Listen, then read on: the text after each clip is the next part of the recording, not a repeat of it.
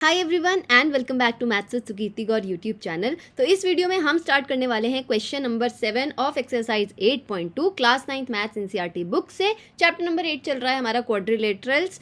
और ये क्वेश्चन जो है इस सॉरी ये क्वेश्चन जो है ये इस चैप्टर का लास्ट क्वेश्चन है, मतलब ये एक्सरसाइज हमारी फाइनल एक्सरसाइज है। तो फाइनली इस लास्ट क्वेश्चन पे हम पहुंच गए हैं।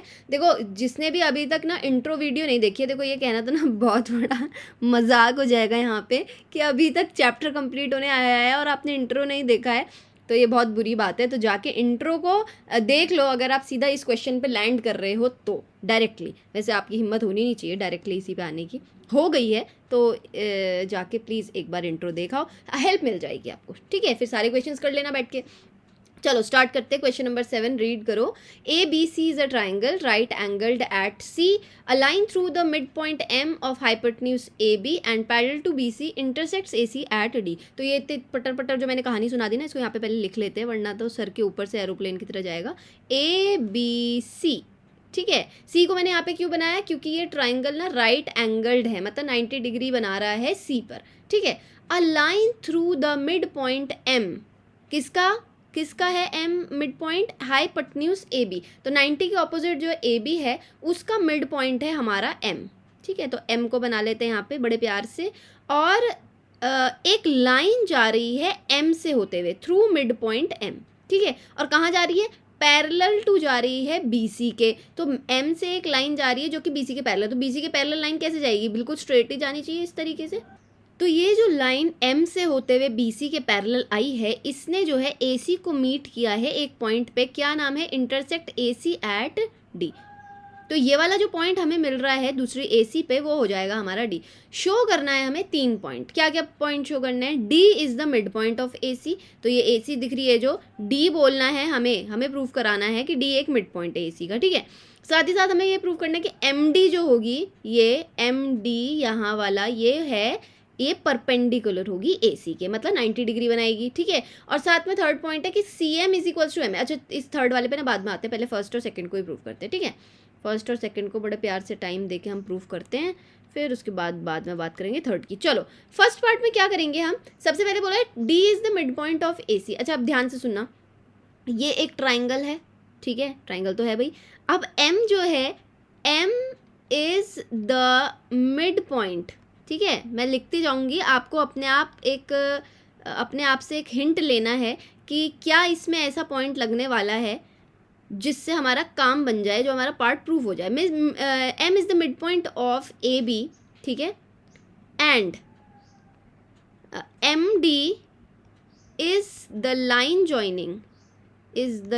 Joining mid point of one side to a point on another side. Also MD is parallel to BC। MD is parallel to BC। तो ये क्या चीज़ बोली हमने ये बोला कि M जो है मिड पॉइंट था AB का। अब इस मिड पॉइंट से होते हुए एक लाइन गई जो कि दूसरे साइड को एक पॉइंट पे इंटरसेक्ट कर रही है, और जब ये लाइन जा रही है तो ये पैरेलल हो जा रही है हमारे BC के। BC कौन है, देखो इन दो साइड को छोड़ के थर्ड साइड हमारी BC है ना। तो जब ऐसी लाइन के बारे में बात हो जो एक मिड पॉइंट से जाते हुए दूसरे साइड के नॉर्मल पॉइंट पर इंटरसेक्ट करे, लेकिन वो लाइन जो है थर्ड साइड के पैरेलल हो जाए, तो ऐसे केस में हम क्या यूज़ करते हैं, converse of mid point theorem. और converse of mid point theorem कहता है कि सामने वाला पॉइंट जहां पे इंटरसेक्ट किया है दूसरी साइड को, वो भी मिड पॉइंट हो जाएगा। तो जो ये मैंने सारा आपको डिटेल्स दी है वो इसीलिए दी है कि अब आप ये लिख पाओ by converse of mid point theorem, है ना। हमने तो भाई डिटेल्स दे दी कि भाई मिड पॉइंट थ्योरम के हिसाब से हमारा M यहाँ पे ये मिड पॉइंट था, MD हमारी वो लाइन है, और वो लाइन जो है BC के थर्ड साइड के पैरेलल आ रही। तो by converse of mid point theorem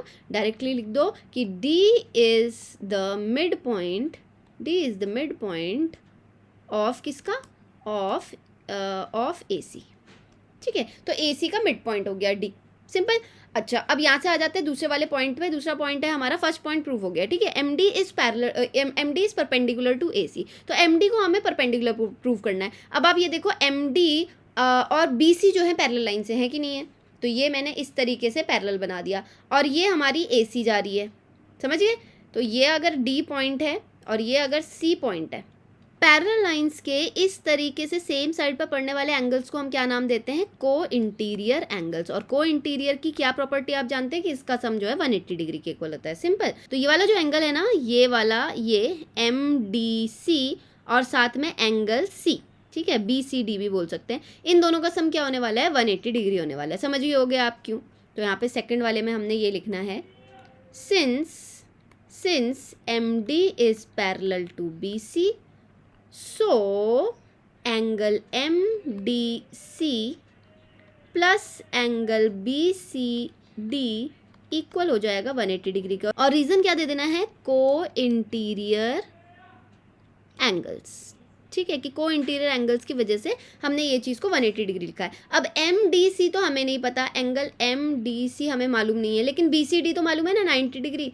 90 degree मालूम है, गिवन है ये क्वेश्चन में कि एंगल C पे जो है वो जो ट्राइंगल है वो राइट एंगल्ड है, ठीक है। तो एंगल MDC हमारे पास क्या आ गया? 180 माइनस 90, और एंगल MDC आ गया 90 डिग्री, ठीक हो गया। अब जैसे MDC 90 डिग्री आया, मतलब ये 90 डिग्री हो गया, तो MD क्या हो गई? परपेंडिकुलर हो गई AC के, ठीक है। So MD is perpendicular to AC। Second part भी प्रूव हो गया। अब चलते हैं थर्ड पार्ट पे। थर्ड पार्ट पे क्या प्रूव करना है? CM is equal to MA is equal to half AB। चलो पहले तो इसे हटा देते हैं यहाँ से, ये कचड़ पचड़, और फर्स्ट वाला पॉइंट हटा रही हूँ, थोड़ा सा जगह मिल जाएगी हमें काम करने की। आप चाहें जब मर्जी उतार सकते हैं, ये मैं कई बार कहती हूँ। रात के 2-3 बजे भी अगर आपका मन करे तो कॉफ़ी के साथ आराम से, कॉफ़ी के साथ आप बैठ के इसको उतारते रहें, कॉफ़ी पीते रहें, अपनी आँखों को काला करते रहें। चलो थर्ड पार्ट पे आते हैं। थर्ड पार्ट कह रहा है कि CM is equals to MA। तो पहले तो CM बना लेती हूँ मैं, ये रहा, यहाँ से C से लेकर M तक आपने ज्वाइन कर दिया, ठीक है। तो ये हमारी बन गई CM।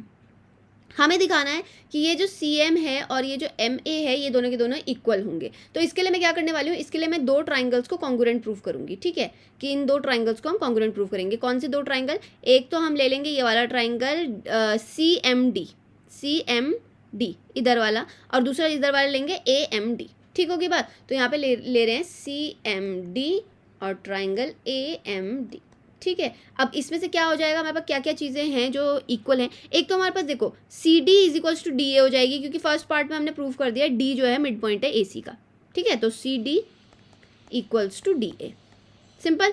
सेकंड पार्ट जो हमारे पास इक्वल है, अभी हमने प्रूफ किया है सेकंड पार्ट में कि ये दोनों जो हैं वो 90 डिग्री के, क्योंकि MD जो है वो परपेंडिकुलर है। तो मैं लिख सकती हूँ MDA और MDC, ठीक है। तो एंगल MDC और एंगल MDA, ये दोनों क्या हैं? इक्वल्स टू 90 डिग्री, ठीक है। तो यहाँ पे लिख दो प्रूफ्ड सेकंड पार्ट में, ठीक है। सेकंड पार्ट में प्रूफ किया था, और ये प्रूफ्ड कहाँ पे किया था? फर्स्ट पार्ट में, ठीक है। एक ही क्वेश्चन का चीज़ है तो सीधा सीधा ऐसे लिख सकते हैं। थर्ड चीज़ जो इक्वल है वो क्या है? MD जो है वो कॉमन है। तो MD is equals to MD, ये क्या लिख देंगे आप कि कॉमन साइड है दोनों ट्राइंगल्स के बीच। जैसे ही ये सब चीज़ें आपने करी, ये क्या हो गए? ये दोनों के दोनों कॉन्ग्रुएंट। कौन सी कॉन्ग्रुएंसी से हुए ये दोनों कॉन्ग्रुएंट? SAS। ध्यान से देखना कैसे हुए। एक तो मिल गई CD, फिर बीच में मिल गया एक एंगल, और फिर मिल गई MD। तो SAS by SAS rule triangle CMD congruent हो गया है ट्राइंगल AMD के। तो जब दो ट्राइंगल्स कॉन्ग्रुएंट हो जाते हैं तो उनके करस्पॉन्डिंग पार्ट्स भी क्या हो जाते हैं? इक्वल हो जाते हैं। तो AM पार्ट है AMD का और CMD का पार्ट है CM। बाय CP/CT लिख दो, by CP/CT CM is equals to MA। अब हमें इस CM इक्वल्स टू MA को ना हाफ AB भी प्रूव करना था। तो आप मुझे बताओ कि ये कहाँ गया? M जो है वो मिड पॉइंट है AB का, है ना। तो MA is equals to MB होना चाहिए भाई। M जो है, M इज, यहाँ पे आ जाओ, ये अलग से लिख रही हूँ मैं, M is mid point of AB, है कि नहीं।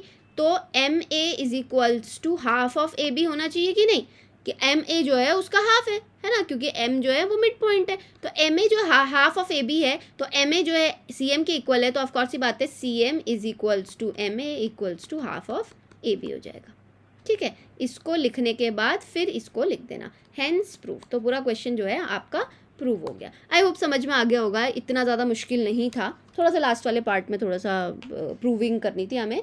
देखना पड़ता है ना आपको भाई किस ट्राइंगल में, जब आपके पास ट्राइंगल्स आ रहे हैं तो आपको देखना है कि कैसे हमें प्रूव करना है। देखो इस पूरे चैप्टर में ना आपने ये ऑब्जर्व किया होगा कि हमारे पास चैप्टर नंबर 6 का और चैप्टर नंबर 7 का काफ़ी ज़्यादा यूज़ आया है ना। पैरेलल लाइंस के कॉन्सेप्ट्स, उनके एंगल्स के कॉन्सेप्ट्स जो हैं वो सारे सारे चैप्टर नंबर 6 में हमने पहली बार पढ़े थे, और चैप्टर नंबर 7 में हमने पढ़ा कि ट्राइंगल्स को कॉन्ग्रुएंट कैसे प्रूव करना है। अगर आप इन 2 चैप्टर को छोड़ के आपने इनको देखा ही नहीं और सीधा उठ के आप क्वाड्रिलेटरल पे आ गए तो दिक्कत तो आएगी, ठीक है। अगर आपको चाहिए कि आप बेस्ट परफॉर्म करो इस चैप्टर में तो आपको पुरानी चीज़ों को पहले पढ़ के आना ही पड़ेगा, तभी आपका बेस्ट परफॉर्मेंस आ पाएगा। If you have understood this question please like the video, if you haven't subscribe the channel yet please subscribe to the channel, also hit the bell icon so that you never miss any update. If you have any query regarding this question और any another question to ask please comment in the comment box. हम नया chapter start करेंगे नई video में। Bye bye, take care and keep practising.